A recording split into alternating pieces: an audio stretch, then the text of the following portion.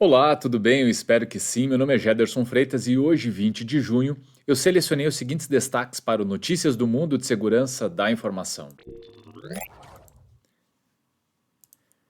Cultura de segurança melhora nas empresas apesar das limitações. Invasões de contas usando dados roubados aumentam 84% no primeiro trimestre. E polícia derruba serviços de ataque de negação de serviço distribuído de aluguel ativo desde 2013. E eu começo com essa notícia que fala: cultura de segurança melhora nas empresas apesar das limitações. E essa notícia foi divulgada no portal cisoadvisor.com.br. A maioria dos CISOs afirma ter havido uma melhora na cultura de segurança em suas organizações nos últimos 12 meses, apesar dos orçamentos apertados, prioridades conflitantes e pessoal de segurança insuficiente, de acordo com o 10º relatório anual de maturidade e segurança da informação publicado pelo Club CISO e Telstra Purple. Apesar de uma queda percebida na qualidade da postura geral de segurança, o documento mostra um certo grau de otimismo com a proteção das organizações, com os CISOs relatando uma queda nas violações em relação ao ano antes. 60% deles afirmam que o endosso das lideranças tem tido uma grande influência na melhoria da cultura corporativa de segurança. Para a pesquisa, foram entrevistados 182 membros do Club CISO, uma comunidade global de líderes de segurança da informação que trabalham em empresas do setores público e privado. Mesmo com um cenário mais positivo, vários fatores ainda atrasam os CISOs e suas equipes de segurança, incluindo a falta de recursos, orçamentos de segurança apertados, prioridades concorrentes e pessoal insuficiente, segundo o documento. A cultura de segurança está caminhando na direção certa na maioria das empresas, ao menos até certo ponto, de acordo com 80% dos entrevistados, com 62% dizendo sentir que a cultura de segurança vem fazendo um bom progresso nos últimos 12 meses, na comparação com 57% um ano antes. Os principais impulsionadores da melhoria de cultura, de acordo com o relatório, além do endosso das lideranças, são as políticas proativas de denúncia, 41%, phishing simulado, 38%, e treinamento personalizado, 37%. Claro, a matéria segue falando sobre uma série de pontos, mas eu prefiro aqui fazer um comentário com base, obviamente, na percepção que eu tenho. O cenário, obviamente, ele não possibilita, por muitos motivos, grandes investimentos em segurança e até mesmo contratação de pessoal, porque o mercado está escasso de profissionais capacitados. Então, como é que se resolve essa matemática? Parece que os números não fecham, não é verdade? Existe uma iniciativa que eu acho que é muito interessante e ela pode, ou ainda, ela deve ser incentivada. Imagino que todos, ou quase todos, já ouviram falar do programa Security Champions, ou seja, a criação, a formação, melhor dizendo, de multiplicadores de segurança em diversas áreas. Por que isso é importante? Porque isso acelera esse aculturamento de segurança. Vocês já se perguntaram por que precisamos de tantas pessoas trabalhando com segurança? Pois bem, a maior parte das vezes é porque existe um gap muito grande cultural. As pessoas não sabem como trabalhar de forma segura. Portanto, precisa de equipes que trabalham no aspecto de desenvolvimento seguro, precisam de pessoas que trabalhem com infraestrutura de forma segura, precisa de pessoas que ajudem a criar projetos de forma segura, precisa de pessoas trabalhando com a área de produtos de forma segura, precisa de pessoas que conheçam. E aí, na maioria das vezes, a solução que as organizações encontram, dado que a maioria das pessoas não possuem conhecimento, é criar áreas robustas que possam implementar soluções tecnológicas e, ao mesmo tempo, fomentar essas melhorias de processo, treinamento, documentação, padrões, etc. E isso funciona. Só que, uma vez que nós temos um momento extremamente desfavorável para boa parte das empresas fazer investimento em novas soluções e está muito difícil contratar pessoal, é preciso ter, vamos chamar de criatividade, para ter programas criando multiplicadores em todas as áreas. É preciso ter gente dentro do RH, ou do time de gente e gestão, conhecendo as boas práticas de segurança e como isso impacta na governança de segurança como um todo, desde o momento da contratação, durante o período de trabalho, no momento do desligamento, todos esses aspectos ligados a RH, por exemplo. Então, assim, percebam que todas as áreas, ou muitas áreas, acabam se envolvendo com os temas de segurança. Então, se criar estruturas de conscientização e fomentar a partir dessa formação, que eles sejam a semente, ou sejam os multiplicadores disso dentro das áreas, parece ser algo que, a médio prazo, não vou dizer a curto, mas a médio prazo pode trazer reflexos muito positivos. Então a matéria fala desse aculturamento como se fosse algo positivo, e eu concordo, mas eu acho que ele ainda não reflete em resultado. A matéria fala muito dos executivos estarem conscientes e exigirem que essas mudanças aconteçam e que o tema de segurança seja tratado, mas é claro, quantos incidentes vocês percebem que aconteceram nos últimos anos? Quem não está, principalmente entre os executivos, preocupados com esses aspectos? Claro que estão. Então, a nossa parte é fomentar isso de outras maneiras. E não podemos deixar ninguém de fora, pessoal. Então, a minha sugestão, até abreviando aqui a leitura da matéria, é que a gente comece a pensar em uma forma um pouco mais dinâmica de criar esses multiplicadores em todas as áreas, garantindo assim que os temas tenham tratamento adequado.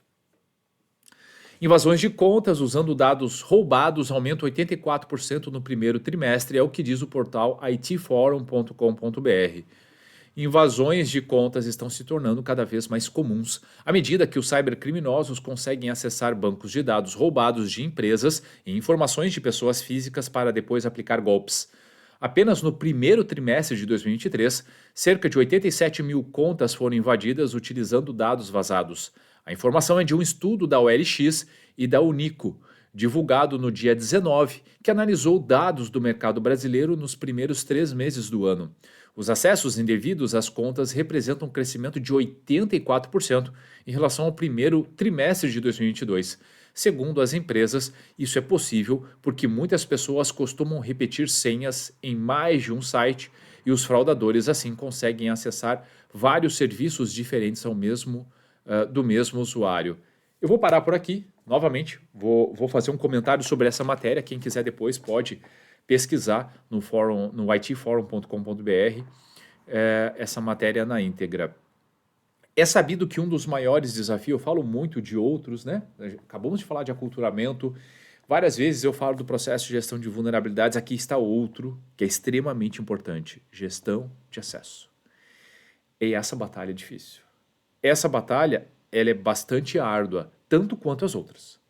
Tanto quanto criar um processo de gestão de vulnerabilidade ágil, criar cultura de segurança nas pessoas e multiplicadores nas áreas, implementar um processo eficaz de gestão de acesso é extremamente difícil. Então vamos separar aqui em 2 pontos. O primeiro ponto diz respeito ao que nós, agentes de segurança, podemos fazer pelas pessoas. É complexo que todas as pessoas guardem N senhas em vários sistemas, tenham que criar senhas únicas para tudo isso.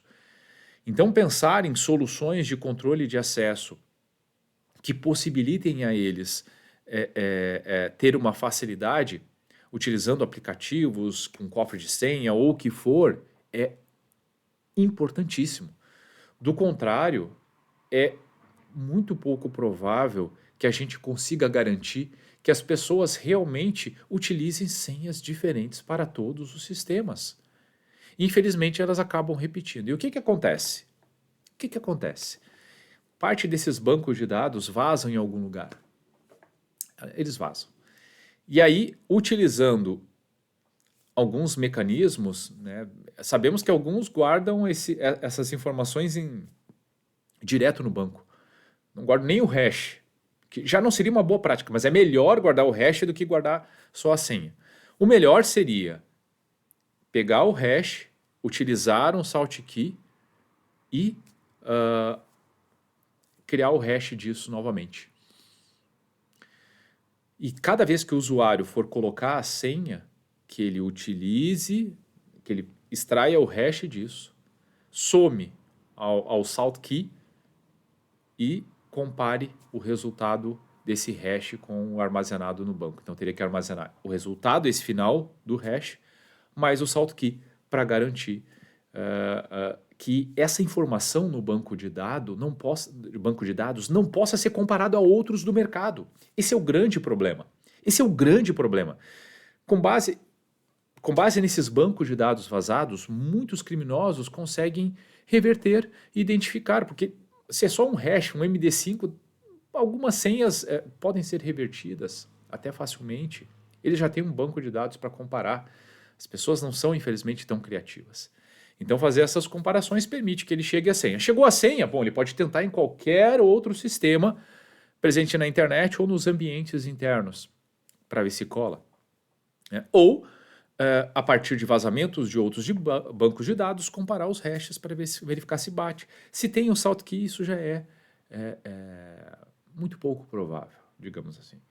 Então, a gente precisa pensar nessa segurança. Primeiro, tentar simplificar ao máximo a vida e, ao mesmo tempo, quando armazenar esse tipo de informação, fazer isso de forma segura. Ponto. O segundo aspecto está ligado à conscientização. Ainda assim, no limite, a gente precisa fazer com que as pessoas se interessem em utilizar o múltiplo fator de autenticação, que entendam a importância da senha única, como eles podem ser penalizados, os problemas que eles podem ter, não misturar credenciais de cunho pessoal com profissional, etc. Então, há muitos aspectos que precisam ser trabalhados para que a gente vire esse jogo. Do contrário, esse vai ser um tema que vai ainda dar muita dor de cabeça. E na última matéria de hoje, divulgado no portal CISO Advisor, polícia derruba serviço DDoS, ou ataque de negação de serviço distribuído de aluguel, ativo desde 2013. Policiais poloneses do Escritório Central de Combate ao Cybercrime do país detiveram 2 suspeitos de envolvimento na operação de um serviço de aluguel de ataques distribuídos de negação de serviço, conhecido como Booter ou Stresser, ativo desde pelo menos 2013.